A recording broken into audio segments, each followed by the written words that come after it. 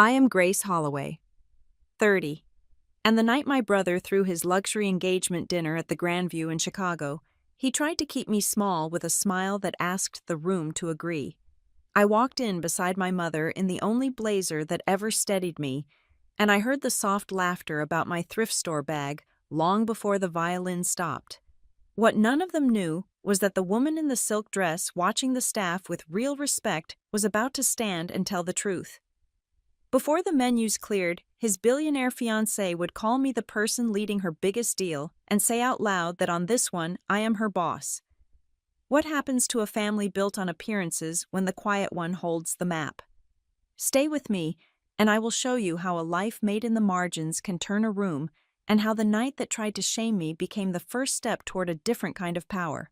The chandeliers at the Grandview caught every breath of light and threw it back like 1,000 tiny waves. I walked in beside my mother, the navy blazer I trusted most settling along my shoulders, the way a calm hand settles a racing heart.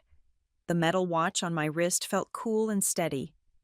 Mother had asked me to come and to keep the peace. I told her I would be polite and short on words. The room smelled like peonies and ambition. Waiters moved in quiet lines. A violinist followed a melody I half remembered from another lifetime when I thought pretty music meant safety. Across the ballroom, my brother Ethan held court. His smile was wide and expensive, the kind that belonged to men who believed the room existed to applaud them. His friends clustered around him in jackets that fit like armor. One of them glanced at my handbag and smirked in that practiced way that says thrift store without ever saying it. Another lifted her wrist to her nose and laughed softly, as if cheap perfume could travel farther than contempt. I felt the impulse to turn back toward the revolving doors, the street, the night air that does not judge. But my mother's hand touched my arm and I stood still. I have learned that stillness can be stronger than a speech. Near the host stand, Ethan leaned toward the floor manager. I could not hear his exact words over the glass and strings, but I knew the rhythm of him. Keep an eye on her. We cannot have her making us look small. I watched the manager nod the way people nod when money meets instructions. My chest lifted once, then settled. It is a quiet thing to recognize that a family name can be smaller than your own name spoken softly to yourself. Camila stood 3 tables away in a silk dress the color of champagne just before the bubbles broke. She did not talk much. She watched. Her gaze moved like a line drawing over everything that mattered. She saw my mother smoothing the front of her dress. She saw Ethan gesture toward the dais. She saw me taking in the exits and the placements, and the way the light fell across the center aisle where announcements are made and reputations are repaired. A circle of guests asked Ethan to tell the story again. He loves that story. How he clawed his way up by grit alone. How he never accepted handouts. How some people are content to live above a deli. Laughter rippled. My throat warmed and cooled the way metal does in a forge. The truth was simple and unadorned. I had lived above a deli. I had also learned to read contracts as if they were maps through storms. I took a step back to a quieter spot where a server was resetting flutes. The stemware rang softly as he placed each glass. I told myself to breathe the way my mentor taught me. In for the count that calms the mind. Out for the count that empties the noise. I watched Camila watch me. She dipped her head just slightly as if to say, "Hold your line." I did. Ethan raised his glass, and the violinist paused. He began another run at the legend of himself. This time he dressed it with a little family color, how his kid sister used to play at being important, how cute it was when she pretended to be part of the real world. The laughter tightened. I thought of the long nights when I chose silence over defense and work over argument. You can build a future out of those choices if you stack them carefully enough. Camila moved then. She touched 2 fingers to the rim of her flute. The light caught her ring and sent a white flick across the ceiling. The room quiets in the way rooms do when someone not used to asking for attention suddenly holds all of it. She thanked the guests. She spoke to the staff with warmth that read as muscle, not decoration. She said she wanted to recognize the person guiding the most important work she was doing this year. She looked at me. The path between us cleared, as if the carpet itself understood. I felt every gaze shift and land. Camilla kept her voice even and her posture easy. She told the room that I had been leading the acquisition that would define her next decade. She said I held proxy authority within the deal and that I was the quiet investor she trusted when the stakes rose. Then she added something that did not need embroidery. On this deal, Grace is my boss. Silence is not one thing. It is layers and temperatures. First there was the quick hush of surprise, then the slow silence of calculation as people rewrote their mental seating charts. A waiter stopped mid-stride.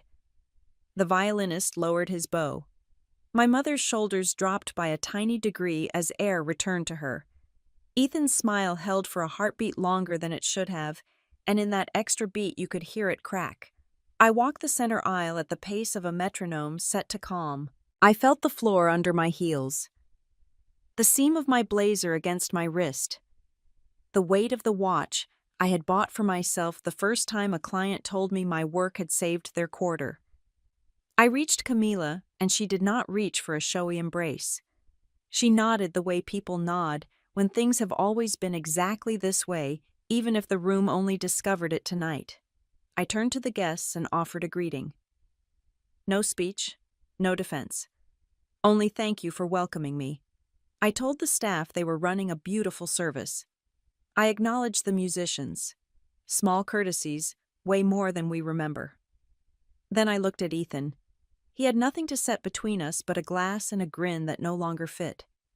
For a breath, I thought of all the times I had practiced walking into rooms that did not want to know me.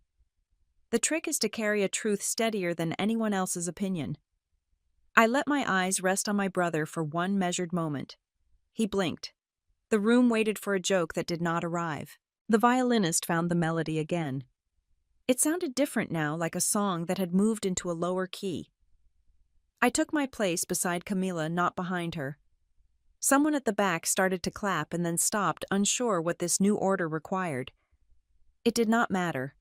I was not here for applause. I felt the quiet settle into something workable. Work is where I am best. The night had turned. That was enough for one chapter of it. The elevator hummed us up, and the doors opened to a quiet spread of pale carpet and a view that held the lake like a sheet of silver. Camilla moved first with the same measured grace she had on the floor below. She thanked the attendant, asked that no more trays be sent up, and waved the rest of us toward a long table near the windows. The air up here was cooler. The noise of the party faded to a soft memory. Ethan wanted a seat at the head. He dragged a chair half an inch too far and made it a point. I set my notebook near the opposite end and stood behind it rather than sit. Nora came in with a tablet pressed to her chest and a stack of color-flagged folders. She looked at me, not at Ethan, which told me she had been paying attention downstairs. Camilla turned the television to a screen share, and the glass brightened with the gray of a waiting call. Dr. Hart appeared with the kind of tiredness that comes from thinking, not from parties. He did not waste time. He said our response window was narrowing and our opponents would use the weekend to paint us as reckless if we did not anchor the narrative. He asked for a single lead and a single message. Then he looked at me as if that answer had already been given. Nora stepped forward and summarized the pressure points. A letter had come in that morning and another would likely arrive by dawn. There were loose ends in the way the old technology claims were drafted. We had to freeze the bleeding and then guide the rest of the body back to safe ground. Her voice was calm, the way surgeons sound on shows where people live or die between commercial breaks. Ethan crossed his arms and said we should bring in his friend from a boutique shop he trusted. He said he knew people who could make the whole thing disappear. Camilla did not raise her voice. She opened a slim folder and placed it between us. She said that months ago she and I had signed a framework that gave me proxy authority during emergencies tied to this acquisition. She said that authority traveled with me into any room, even rooms with lake views and difficult brothers. She looked at Ethan long enough for the sentence to land. I spoke only when the space felt ready. I said I would take points for the next phase. I said we would work in short cycles, and nothing goes out without my review. I said personal opinions would not enter the chain, not mine, not Ethan's, not anyone's. I told Nora I needed a schedule that arced from now until first light, and then another cycle from first light to mid-morning. She was already building it before I finished the sentence. The call window chimed. Dr. Hart asked if we understood each other. I answered yes. He asked who had final say if fax shifted at 2 a.m. I answered I did, and that Camilla's office would be copied on anything material. He nodded once and signed off. His square went dark and the lake returned to the glass. Ethan tried again. He said this was all moving too fast. He said his reputation was tied to this family, and by extension to whatever Camilla was buying, and that gave him a voice. Camilla rested a hand against the back of a chair as if steadying a ship in a small swell. She reminded him of the promise he had made when he asked her to build a life with him. It included a simple condition: no public humiliation of her or her family, or those she designated as part of that circle. Consequences would follow if he chose performance over respect. Her tone stayed kind. The words did not need force. They had terms built in. I watched the change happen in him the way you watch a tide pull back. His jaw worked.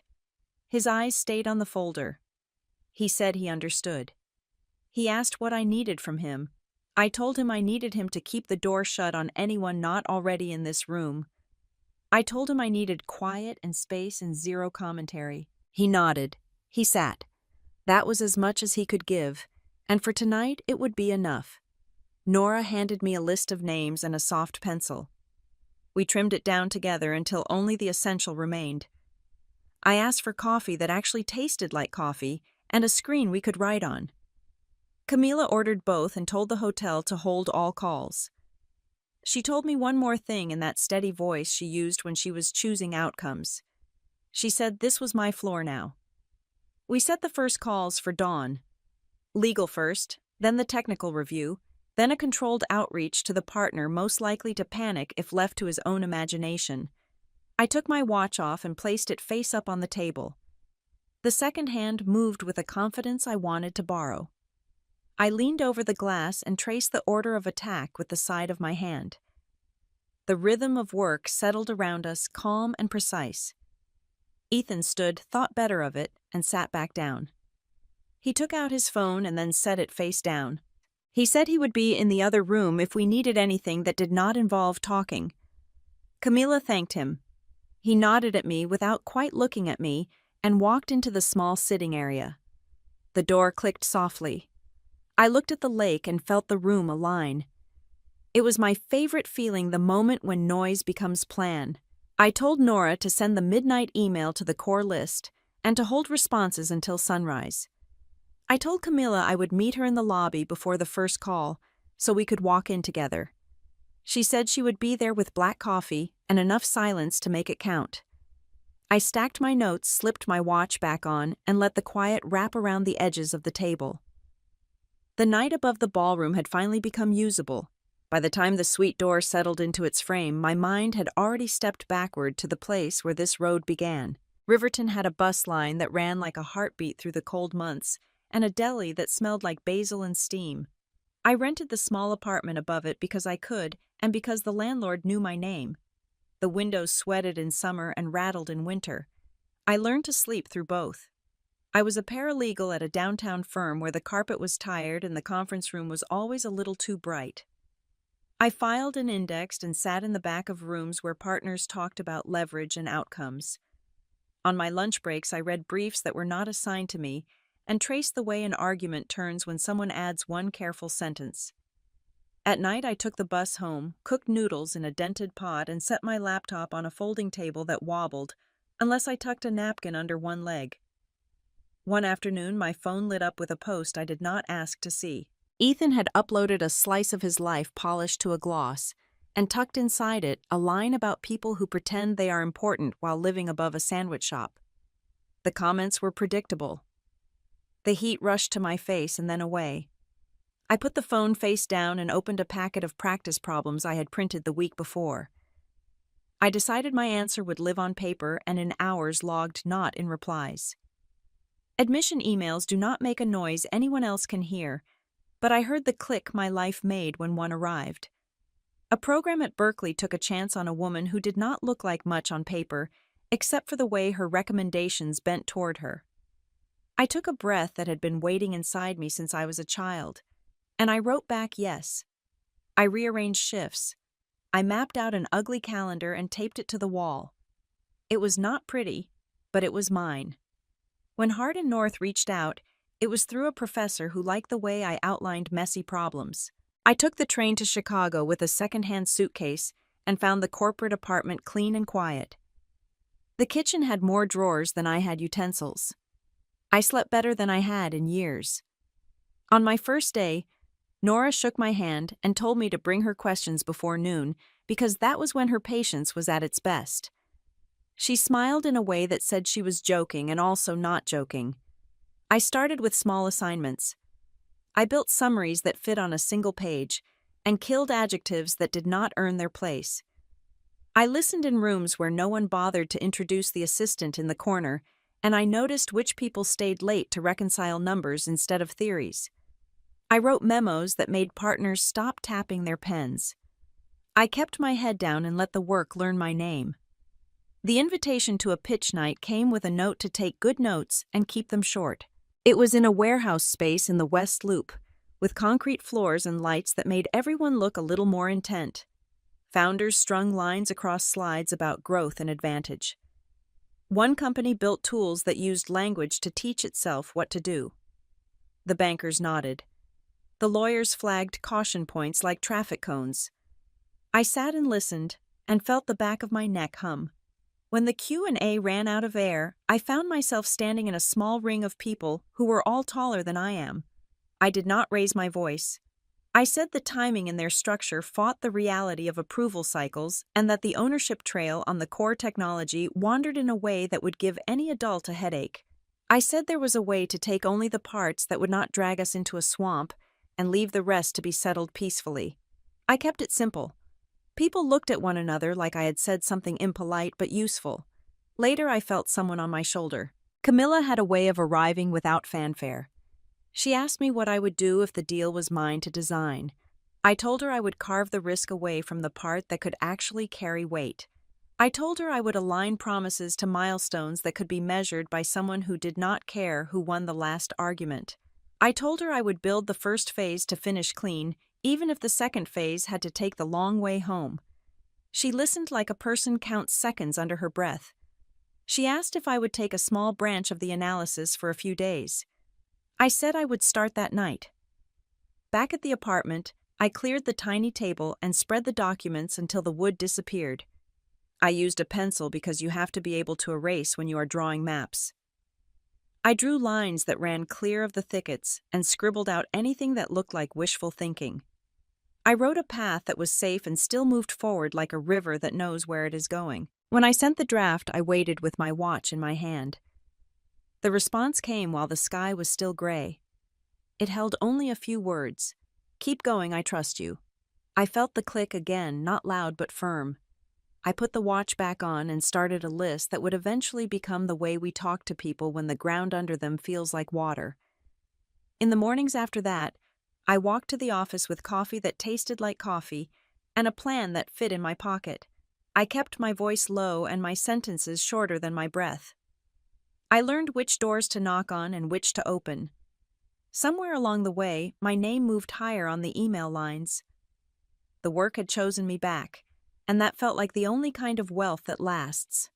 When the elevator took me down to the lobby at Grandview, and the lake flashed silver again, the memory folded itself away neatly.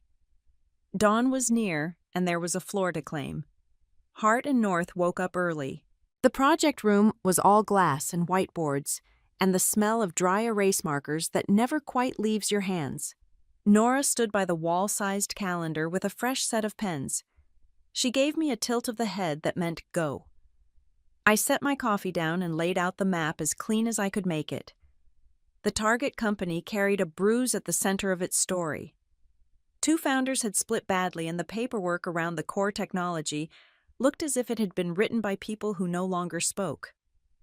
On top of that, the compliance clock had moved while they were fighting, and the old approach asked for permissions that would not arrive in time. We were dragging yesterday into tomorrow and calling it a plan. That had to end. I drew a box around the disputed pieces. We take this part off the truck so the rest of the cargo can keep moving. We park it in a place where lawyers can argue without blocking the road. We buy what is clean, and we leave what is muddy for a separate lane.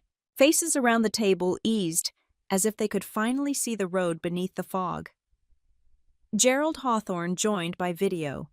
His tie was loose in a way that said he had already been through 3 calls before ours. He listened without interrupting while I walked him through the spine of the restructure.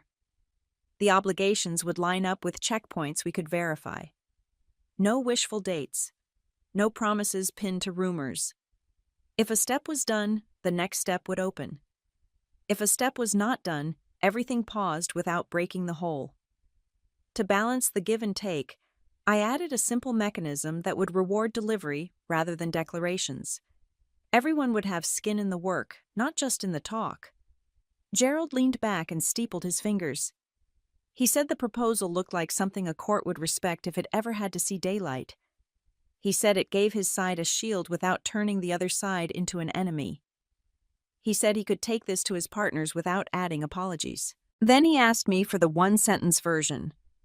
I said, "Carve the risk away from the value and make progress pay for itself." He smiled at that and said, "Good, now say it again for the people who only read subject lines." Nora moved to the board and turned my boxes into a sequence that even a tired banker could follow. We assigned owners to each gate. Legal owned the carve and the parking space for the fight. Operations owned the clean handoff between the safe pieces. Finance owned the reward that waited at each checkpoint. Communications owned the path we would speak into microphones if anyone tried to call this a stall. Camila stepped in long enough to confirm that this was the shape she wanted, and then left us to finish the bones. I felt the room steady. I always know it when the noise turns into a plan. We were halfway through drafting the first packet when Nora's phone lit in a way that made my shoulders rise. She angled the screen so only I could see. An industry newsletter had a blind item about a carve-out structure in our exact space. The phrases were too familiar. The timing was too sharp. It read like an echo. For a breath, the room went quiet in a bad way. Then Nora looked at me. I could hear fluorescent lights and my own pulse. This is where panic wants to audition. I let it pass. I told Nora to pull the distribution list from the last round and cut it again. I told her we were going to mark every page in a way that only we could read and that would not offend anyone who might later need to. She nodded once and reached for the small stack of colored dots she keeps for days like this. Gerald was still on the line. He asked if we should slow down the outreach until we knew where the leak lived. I said we would keep moving and change our shoes. I said we would send a version so clean it could sit under a spotlight and a version so specific that anyone who touched it would leave a fingerprint. He said that would work and that he would alert his own people to stop forwarding anything unless it came with my initials. We pushed through the next hour in short breaths. Draft review trim. I cut every flourish that did not carry weight.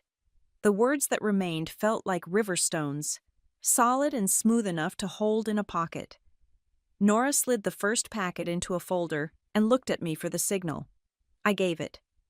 The newsletter pinged again with a second hint that someone somewhere wanted to beat us to our own frame.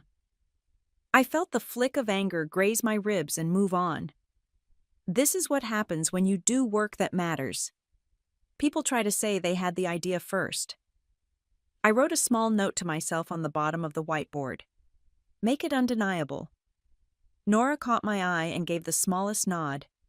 She had already started the quiet markings. From this minute forward, every document would carry a whisper only we could hear. We did not announce it. We just did it. It is not the loud steps that keep a plan safe. It is the soft ones you take without looking back. Dawn made the lake look like brushed steel.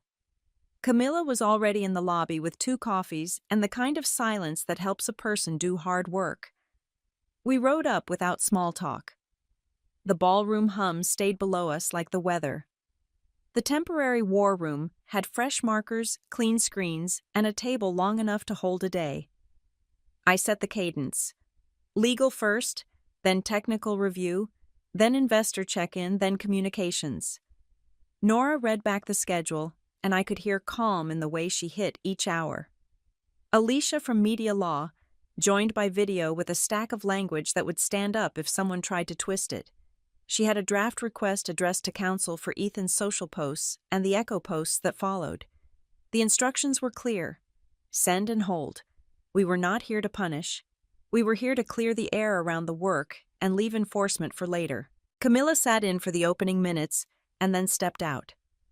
She said she would return for the pieces that touched ownership and reputation. The door closed with a sound that meant the floor was mine. I kept my sentences short and handed the mic to people only when the handoff helped. Legal walked through the carve we wanted and the language that would keep the fight off the main road. Tech confirmed what could be boxed and what could not. I wrote down one-sentence truths and made everyone agree with them. No one argued. That is the gift of a clock you can see. The investor call came on quiet and wary. I opened with the map, not the storm. We were not pausing. We were sequencing. We were not hiding. We were parking the argument where it belonged. I asked for a single point of contact on their side and a promise that rumors would be answered by the plan, not by feelings. Gerald gave me that and added that he would sign his initials to any note that needed weight. It was exactly the kind of adult answer a room like this needs. We sent the first packet to a list that had been cut until it felt almost bare. Each file carried the soft markers Nora had already begun to plant. Nothing obvious, just a whisper in spacing and a handful of choices that would tell us which copy had walked out, if any did. I watched the send bar move and told my stomach to behave. You cannot hold a day steady if you let every email feel like a cliff. The morning kept its shape until just after the second coffee went cold. Nora's tablet flashed and she lifted her eyes to me before she looked down. The industry newsletter had a new entry with a paragraph that read like it had been lifted straight off our bones. Not the words, but the rhythm. In the image at the top there was a slide corner peeking in just a sliver. Most people would have missed it. Nora did not. She zoomed. I leaned in. The line breaks carried the same quiet marks we had set an hour earlier. A room can go loud without anyone speaking. I felt it happen. I asked Nora for the distribution grid and the access log from the last cycle. We had assigned a unique set of whispers to each recipient. Only one copy carried that particular arrangement of spacing and punctuation. It belonged to Dylan Ward. I did not say his name out loud. I asked Nora to confirm the time his copy was opened and whether the device matched his usual pattern. She showed me a time that sat between 2 calendar blocks, a sliver of quiet, when people make mistakes. She showed me the location tag that did not belong to our floor. It belonged to the lobby cafe. Alicia wanted to escalate. I said not yet. We had a plan to finish and a day to keep clean. Panic makes sloppy footprints. We would walk with care and leave a trail we could defend.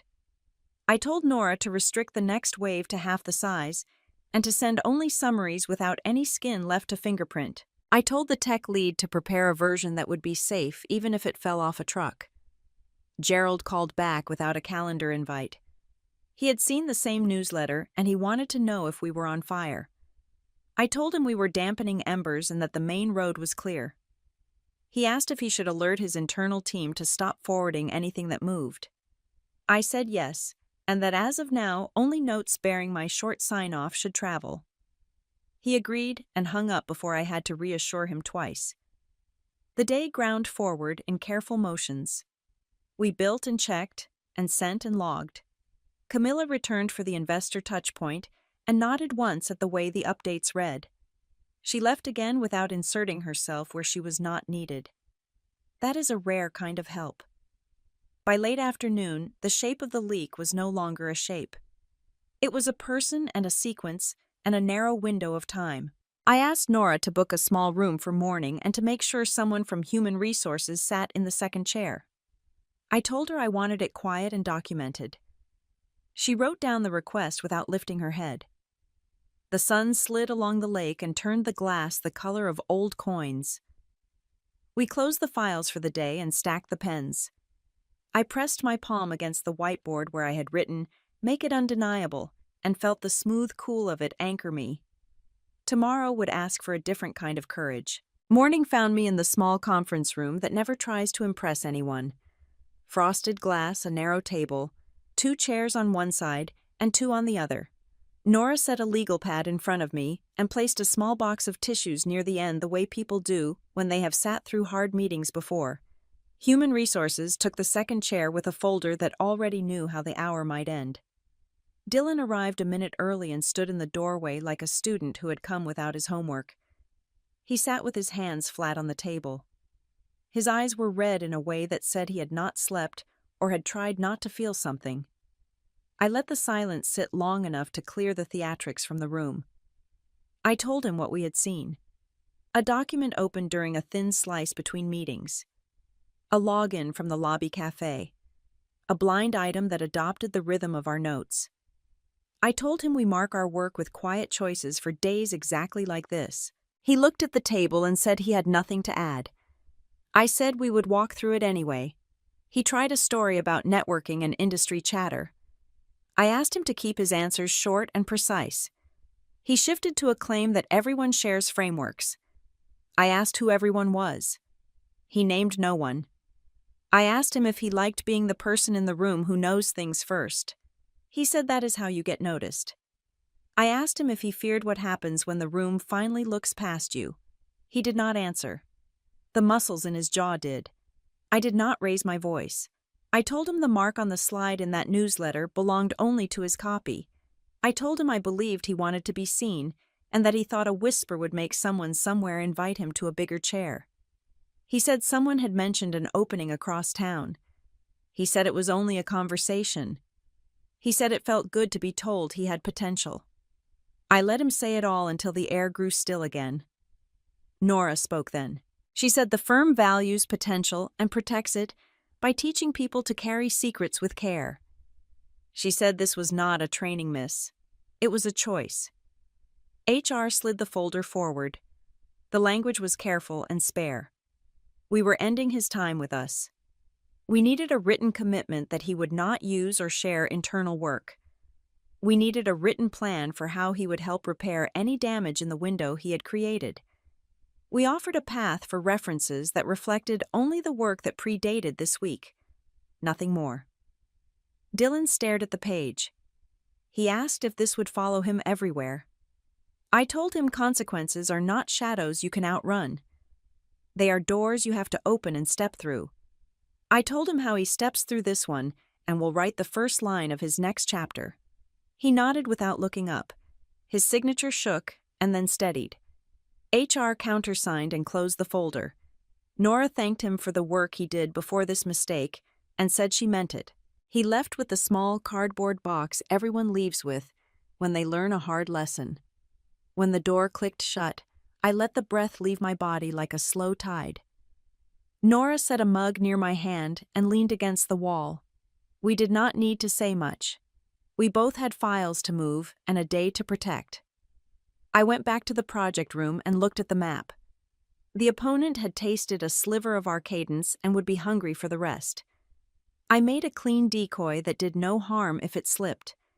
It looked like a plan, but it was only a sketch. It sent a glow toward a corridor we had no intention of walking. It was close enough to plausible to trap a careless follower and far enough from our spine to keep the real road quiet. Nora packaged the decoy with the right tone and placed it where a curious eye might lift it.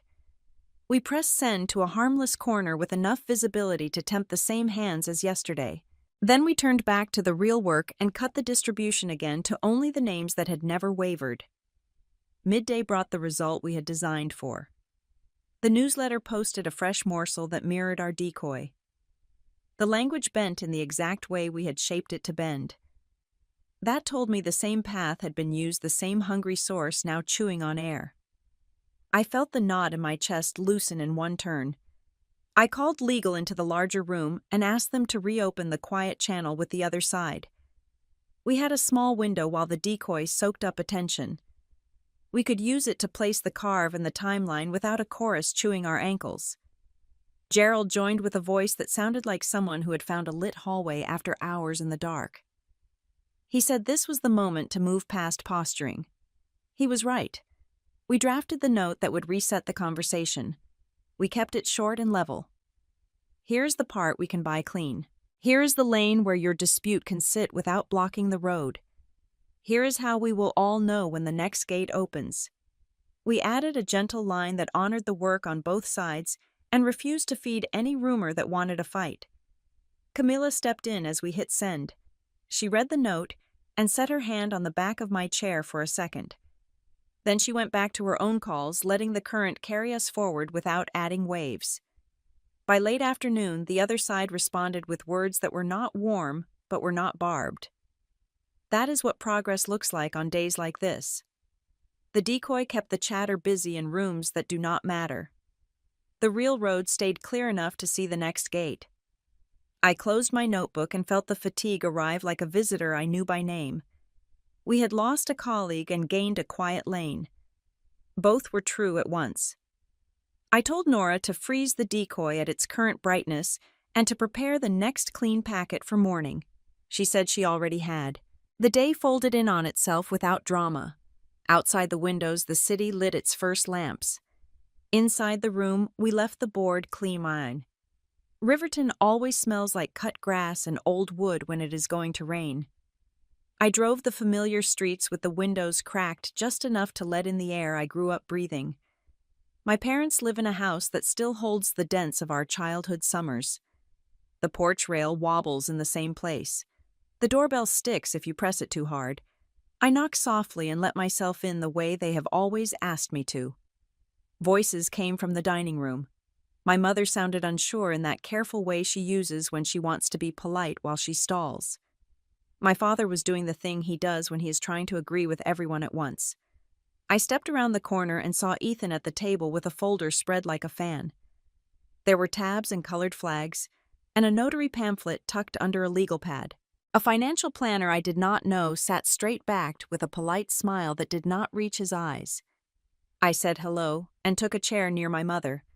The planner started a practiced explanation about simplifying and consolidating. He talked about efficiency and convenience. He used the word streamline as if it could make human life tidy. He said adding Ethan as a joint owner would make everything easier. He said appointing Ethan to act for them would save everyone trouble. I watched my parents' faces. My mother smoothed an invisible wrinkle on the tablecloth. My father nodded at the rhythm rather than the meaning. I asked for water and stood so I could catch my mother's eye in the kitchen. She followed me, and we stood between the sink and the window where the feeder hangs. I asked her if she felt rushed. She said it all sounded fast. I asked if she had chosen the planner. She said Ethan knew him from the club. I asked if she wanted her own lawyer to look everything over. She said she did not want to make a fuss. I told her being careful is not a fuss. Back in the dining room, I thanked the planner for his time and said my parents needed a pause. He glanced at Ethan and waited for him to lead. Ethan said we were just making life easier. He said paperwork is not a battlefield. He said I was being dramatic. I kept my voice even. I said no one should sign anything today. I said Mom and Dad deserve an hour with an attorney who works only for them. I said I had already called a local elder law office and asked for a consultation that afternoon. The planner collected his tabs and left with the look of a man who knew a commission had walked out the door. Ethan stayed and the air tightened. He said I was trying to control everything because I could not stand to see him in charge. He said I was bringing work into a living room. He said families should trust each other. I looked at the photo wall and the way our faces grew up in frames. I told him families should protect each other. I told him this house is not a place to test power. I told him any change to our parents' lives should be made with understanding and consent, and confirmed by someone who owes no loyalty to anyone but them. At the law office, the waiting room had sturdy chairs and magazines no one reads. The attorney who met us looked like she had spent a career listening to people before they knew what they needed to say. She spoke to my parents without rushing. She explained what joint accounts can do and what they can undo. She explained how powers to act can help and how they can be abused. She explained that capacity and choice are not the same thing as pressure. She asked them to tell her what they wanted tomorrow and next year and when things get hard. My mother said she wanted to keep making her own decisions as long as she can. My father said he did not like surprises. The attorney nodded and said the right plan starts from those two truths. She offered to prepare a short letter stating that my parents had received independent advice and that any changes should wait until they had time to think and return alone if they wished. She offered to be the person they call when someone tries to move them faster than their comfort. My parents agreed. They signed the letter. The attorney gave them copies and shook their hands the way people do when they want to be remembered as a safe place. We drove back to the house in the gentler light of late afternoon. Ethan's car was still out front. He was in the kitchen when we walked in, hands braced on the counter. He said I was tearing the family in half to win an argument. He said I had always wanted to prove he was wrong about me. I looked at the window where the feeder hangs and the birds that do not argue about whose seed is whose. I told him clearly that this is not about me. This is about respect. Our parents get to understand and choose, and have those choices witnessed without anyone hovering. A courier came while we were still standing there. He handed my father an envelope from the law office with a copy for Ethan. Inside was a short letter reminding all parties that any further discussions about transfers or appointments should go through counsel, and that pressure applied in private can become a public matter if needed. Ethan read it, and the color left his face in the way it does when a person realizes the room is not on his side. My mother set out cups and poured tea with hands that had stopped shaking. My father folded the letter once and placed it in the drawer with the checkbook. Ethan stared at the counter as if it might offer a better story. He said he was only trying to help. My mother said help never hurries the person it loves. The house grew quiet, and not in the fragile way, in a good way. I walked out to the porch for air and the smell of rain. The porch rail still wobbled. I let it. Some things you do not fix, you just stop leaning on them. Inside the house I could hear low voices and the clink of cups. A line had been drawn, and the floor on our side felt steady. Oakcrest sat back from the road behind oaks that had watched too many seasons to be impressed by anyone's last name. I walked across the slate path beside Camila. The club manager waited near the reception desk with a folder pressed flat against his chest. He had the look of a man who knows manners cannot soften a rule. He led us to a small office that overlooked a green clipped so neat it almost looked painted. Ethan was already inside with a face arranged into charm. The manager thanked him for coming. He said the disciplinary committee had met. He said the code of conduct was clear about public behavior that harms the dignity of family and community. He said their decision included a suspension of privileges and a formal note in the member record. He kept his voice even like a referee announcing a score no one could argue. Ethan started a speech about misunderstanding and online noise. He said he was trying to protect his circle. The manager folded his hands and said the club protects the circle by protecting its standards. He pointed to the folder. Inside were printouts of posts and the dates and the places where they were shared. He said the response from the membership had been swift and not in Ethan's favor. He said the board expected correction. Camilla did not rescue him. She set her leather portfolio on the table and slid out a single page. She reminded Ethan of the agreement they had signed when they chose each other. She said the morality condition was simple. No public humiliation of her or her family or anyone she named as part of that circle. She said actions triggered outcomes. There was no heat in her tone, only terms. I called Alicia from Media Law and stepped into the hallway with my phone. She had already moved from request to enforcement. She said we would send formal notices for the original posts and the Echo accounts. She said the expectation was removal, a clear apology, and verified participation in community service selected by a neutral coordinator. She said we would leave room for correction without inviting a fight. I told her that was the exact line we needed. Back in the office, the manager outlined the club's steps. Ethan would lose hosting rights for a season. Any events he attended would require prior approval. A note would be shared discreetly with committee chairs. He added that the club sometimes offers a path to repair through service. It was not an order, and it was a door. The news moved through Ethan's circle even before we left the building. You can feel it when a story leaves a room and starts walking. In the lounge, a pair of men looked down at their phones, then away from Ethan. A woman who used to greet him with both hands lifted her glass without a smile and broke eye contact. It was not cruelty. It was a quiet boundary closing. We drove back to the city with the radio off. Camila stared at the road, and I watched the skyline pull us home. In my office, Alicia's message waited with language clean enough to stand in a courtroom and calm enough to sound like a lighthouse. I signed and sent. Then I called the volunteer coordinator we trusted and told her to expect a file for a man who needed to touch humility with both hands. Ethan came to my building at dusk with no entourage and no jacket. He looked smaller without the armor of his clubhouse. He said he had taken the posts down. He said he would film the apology tonight. He asked what words would matter. I told him the ones that owned what he had done without staging sympathy for himself. I told him to speak to the people he had taught to laugh along. I told him to look into the camera the way he should have looked into my eyes at the hotel when Camila told the truth about my work. The camera went on in a quiet conference room with a blank wall. No tie, no pocket square, just a navy sweater and a face finally free of the smile he used to sell himself to himself. He said he had treated family like a prop. He said he had measured worth in the noisiest way and found out it did not weigh much. He said he had called struggle a joke and made failure a costume for someone he owed love to. He said he was sorry. He said he would show it by doing the slow work that changes a person when no one is watching. We sent the file to Alicia. She posted it with the statement and the proof of removal. Then we waited for the thing that hurts most in rooms like his. We waited for silence. It came. No fast praise. No flood of defense. Just the quiet of people who had been loud yesterday and had decided to be still.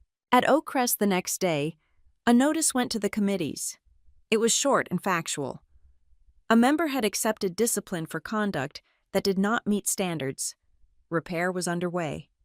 In our office, the volunteer coordinator confirmed a schedule at a community kitchen and a workforce center.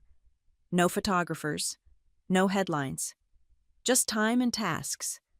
I watched the city darken from my window and let the heavy quiet settle.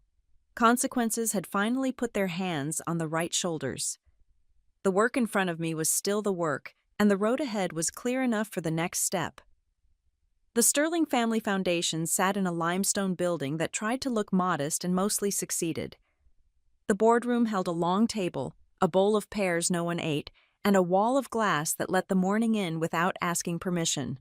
Eleanor Sterling took the center seat with the posture of a woman who had been handing out money longer than most of us had been alive. Camila sat 2 chairs down and placed a slim folder in front of her, as if to remind herself to stay inside the lines. Eleanor opened the meeting with a calm cadence. She said the agenda included consideration of an interim strategy role. She said concerns had been raised about conflict of interest. She said the mission of the foundation mattered more than any single person and that the conversation would honor that. Then she looked at me and said the floor was mine. I stood with my usual navy blazer and the only watch I trust. I kept my sentences clean. I said the program I wanted to pilot was called Hidden Potential. It would find and fund people who are usually called background before anyone learns their names. It would focus on talent that has been misread because circumstances are loud. The design was simple on purpose. Open applications, blind first pass, weighted scoring that favored grit, and a plan that can survive the first punch. Mentorship matched to need, not to prestige. Small grants that move a life from maybe to yes. A director with silver hair and exact questions asked how the program would stay free of favoritism with me in the building. I said guardrails first, not last. I said I would recuse from anything that even smelled like my current employer or my family. I said the selection panel would be built from people with no ties to me and that their names would be public. I said quarterly reports would go to the board and to an outside reviewer who does not care about anyone's cocktail party. I said no vendor with my fingerprints would be invited to bid. Another director asked about the press and praise. She said the foundation had been burned by stories that wanted a hero more than the work. I said we would not chase headlines. I said we would show outcomes with receipts and let other people decide whether they wanted a story. I said the best narrative is a person paying rent on time, a class that fills a pilot that becomes a job. She smiled with half her mouth, which in rooms like this means you have cleared a small fence. Camila spoke next, and her voice carried a kind of softness that makes steel sound less like steel. She said she supported the outline and that she would hold me to the highest standard in the room. She said she would not cast a vote and would step out if the board preferred. She added that any whiff of favoritism would damage the very people we want to lift. It was not a warning. It was a promise. Eleanor turned to the finance chair, who asked how we would measure success without turning people into metrics. I said we would watch for forward motion that lasts. Enrollment kept. Licenses earned. Income that stops sliding backward. Mentors who stay past the first meeting. I said we would also track what does not work and publish that so the next group does not repeat our mistakes. Silence followed, the good kind where people write down what you said so they can test it later. A younger director worried about my time. She asked whether the deal work I do with Hart and North would pull me away. I said the hours for the pilot were carved and posted. I said a firewall already existed between the foundation and my other job, and that my team knew to keep the lines bright. I said if the lines blur, I would be the first person to step back. She nodded like a teacher who has decided to let you take the harder test. Eleanor asked one more question, and it was the one that matters most. She asked why I wanted to do this here instead of somewhere else. I said because this city taught me how to stand in a storm, and I want the roof I built to cover the street that raised me. I said because I know what it feels like to be called small by someone who cannot measure. I said because power is better used as a bridge than a mirror. Camila folded her hands and looked at Eleanor. The chair considered the room the way a conductor listens for readiness. She asked if there were any other questions. None came. She asked if a member would move to consider an interim appointment subject to the guardrails we had outlined, with a review at the end of a trial period and a report to the community. A motion rose, a second followed, and the vote came like the sound of leaves when wind decided to be seen. Hands lifted. Not all of them. Enough. Eleanor announced the result without ceremony. She said the board approved an interim strategy role and that the work would tell the rest of the story. She thanked me and reminded everyone that the mission is the only star worth following. Camila exhaled a breath I had not noticed she was holding and kept her eyes on the folder as if it were a compass. After the meeting, I stepped onto the narrow balcony that overlooks a courtyard of brick and stubborn ivy. The air smelled like rain that could not make up its mind. I rested my hands on the cool rail and watched a delivery truck inch down the alley. The city kept moving in its slow, strong way. From here the hard part begins, I told myself without sound. Saying yes is the easy thing. Keeping it honest is the work. City Hall keeps its floors polished enough to make a person stand taller. The mayor's office called me in with a note that sounded like an invitation and a test. She spoke plainly about an open seat on the Economic Development Council. She wanted a voice that had built something without a safety net and could read a spreadsheet without falling in love with it. I said I would serve if the lines were bright. I said my work at Hart and North would stay on its side of the fence, and my foundation hours would be posted where anyone could see them. She nodded and said, "Welcome," then asked for one promise that I would argue for the people who do not get invited into rooms like this. I told her that was already the plan. On my walk back, the phone buzzed with a message from a magazine that prefers stories with bones. They wanted a deep profile. Alicia met me at the foundation, and we took the small conference room with the good light. She set her notes where I could see them, and reminded me to talk about systems, not villains, to describe guardrails, not gossip, to keep the focus on solutions and how we measure without turning people into trophies. I wrote down 3 words on a yellow sheet: process, access, outcomes. She smiled and said, "Keep it that simple." The afternoon brought the first 2 applicants I had asked to see in person. Mason Tran arrived first with the smell of a kitchen line clinging to his sleeves and a worn backpack that rattled softly when he set it down. He told me that code makes sense to him the way a recipe does steps that build heat and then release it. He showed me a small demo on an old laptop that had been loved hard. The idea was clever and the execution was rough, which is my favorite combination. I asked him to talk about the problem more than the product. He said his sister cannot get into classes that move at her pace, and his app could make the slow parts faster and the fast parts safe.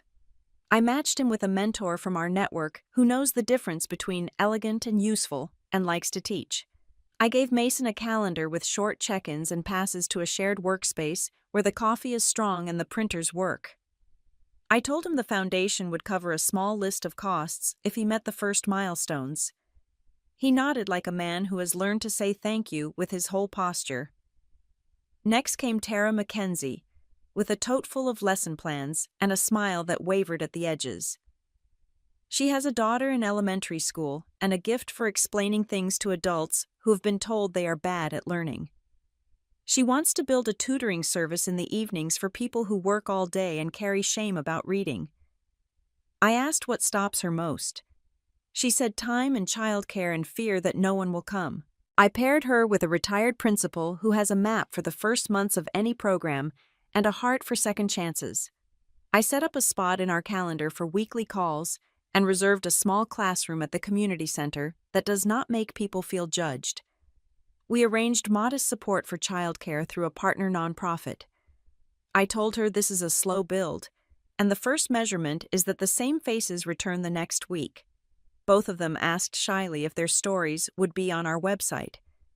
I said not yet, not until they are ready and only if they want it. We do not turn people into content.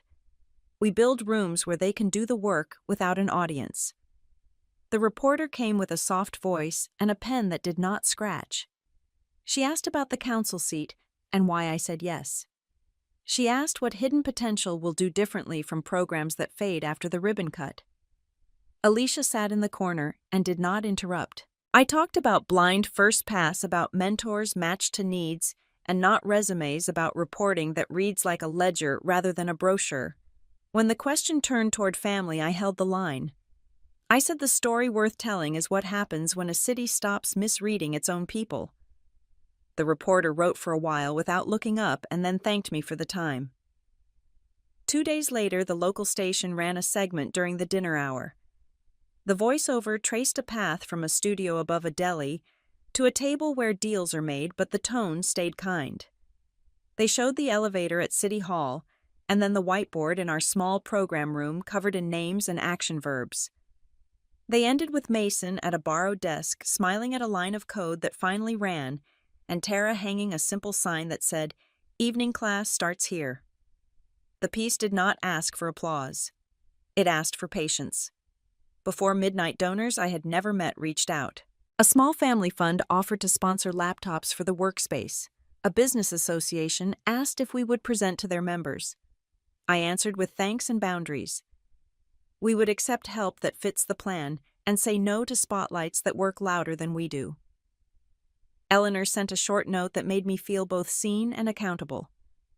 Camilla wrote only 2 words, "Keep going." I sat alone in the program room after everyone left and listened to the building settle. The tables watched the door like patient dogs.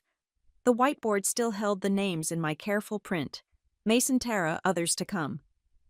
The work has weight now, and it is the good kind, the kind that holds you to the floor when the wind picks up.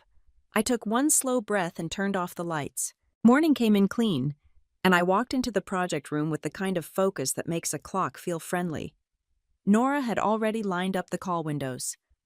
The whiteboard held only what mattered. 3 boxes. Dispute parked. Compliance sequenced. Funding confirmed. The first session began with the other side sounding cautious and sober. We did not rehearse our patience. We simply used it. Legal read the carve in language that would hold its shape if anyone tried to bend it.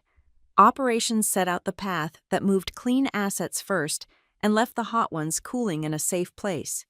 Compliance offered a schedule that fit the rules we actually live under, not the ones someone wished for on a better day. There was a long pause where you could hear pens tap.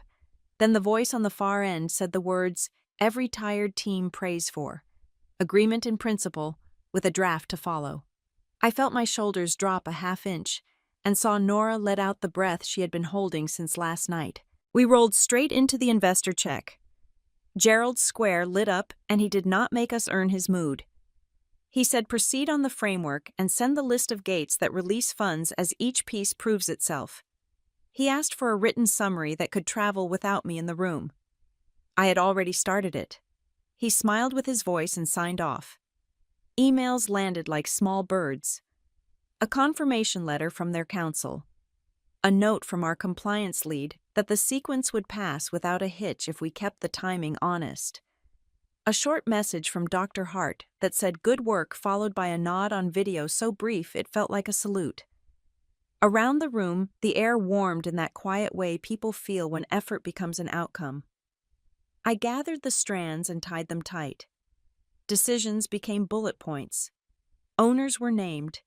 Delivery dates turned from ideas into rows on a tracker. I sent the package to the operations team with a line that said, "The spine is set. Keep the ribs steady." Nora checked my list and tapped 2 spots that needed clearer verbs. We fixed them and hit send. While the good news moved through our side like a small current, my phone lit with a familiar name and a link that smelled like trouble. Ethan had posted a stray comment under a photo he should have scrolled past. It was not brutal, but it carried the old sneer shaped into a joke at someone else's expense. 3 people screenshotted it before he thought to delete it. I felt a sigh rise and then I put it down. The agreement he signed with Camila had teeth built for exactly this. Alicia called before I could dial her. She said the trigger clause had fired, and the philanthropic pledge tied to breaches had moved into action. Accounting confirmed the transfer into our program account earmarked for scholarship and workspace support. I sat very still for a beat. Money that arrives as a lesson is still money that can do good if you aim it carefully. I walked to Camilla's office and told her it had happened. She closed her eyes, opened them and said thank you to the universe that prefers clear signals. She sent Ethan a note through counsel not as a partner in a private fight, but as a professional honoring a contract. It said the transfer was complete, and the repair work he had begun would continue on schedule. Back in the project room, we finished the last round of handoffs. Legal drafted the joint statement that did not brag. It explained nothing more than the market needed and repeated the phrase in progress in a way that could not be twisted. Ops mapped the first 2 gates with names and times. Communications sent an internal memo that explained what staff could say without wandering into weeds. The floor felt level again. In the late afternoon, I stood by the window with a paper cup and watched a gull fight the wind and then ride it. My phone buzzed with a number I knew too well. Ethan did not open with defense. He said he understood the trigger and that he accepted it. He said he wanted to sign up for a regular service slot without being asked. He said he needed work that would put his hands in a place where his head could not talk him into old habits. I told him I would meet him after the week closed and that we could plan something steady. He said thank you in a voice that did not try to sell anything. By evening, the confirmation letter arrived on firm letterhead. Dr. Hart passed my desk and gave a single nod that felt like a door unlocking. Nora laughed once without sound and rolled her shoulders back into their natural line. The good news spread in threads. A quiet cheer on our internal chat. A thumbs up from a partner who does not spend praise cheaply. Camilla sent a 1-sentence message that I saved, because there are some sentences you keep. I shut the board down and left only 3 words on the corner. Hold the line. On my way out, I glanced at the newsfeed. There was a small note in a trade newsletter that a junior consultant unrelated to our firm would be taking time away from client work after policy violations. It did not say Dylan's name, but anyone paying attention could read the outline. Consequences have a way of finding their level. The day closed without noise. The plan was locked. The work moved to steady hands. I picked up my watch from the table and felt the room exhale. The audit team arrived without fuss and left the same way. Their report said our controls were sound, our records matched our promises, and our spending followed the path we had drawn. At the board table, Eleanor read the summary, looked around at people who have seen fads come and go, and said the trial had done what trials should. The vote to extend my role passed with practical hands. Camilla met my eyes, and I felt the floor settle. We held the community event in the foundation hall that still smells faintly of fresh paint and coffee. Staff strung simple lights along the windows and set out rows of folding chairs that wobble less than they look. Families came in work boots and Sunday shoes. Mentors stood along the back wall with clipboards that were mostly comfortable. I wore the navy blazer and the old metal watch, not for luck but for memory. Mason stood next to a screen that belonged in a fancier room and did not seem to mind. He walked through his stable prototype with a quiet pride that let the code speak first. His demo did what it was supposed to do, not the 1,000 things he dreams it will do someday. A representative from a regional education partner asked for a conversation after the program. Mason nodded in that careful way he uses when he does not want hope to sprint ahead of him. Tara arrived with a stack of attendance sheets and a smile that reached all the way. She had opened an extra evening section for workers whose shifts end when most people are finishing dinner. The first classes were full of faces that looked tired and determined at the same time. She told me the room went silent when a student read a paragraph out loud without tripping, and then it sounded like a small church. I added a line to her support plan to cover 2 more nights of childcare. She blinked fast and said she would send the receipts like always. When it was time for the short stage, I kept it short. I said the city wastes a fortune misreading its own people, and that we are here to change the story one small proof at a time.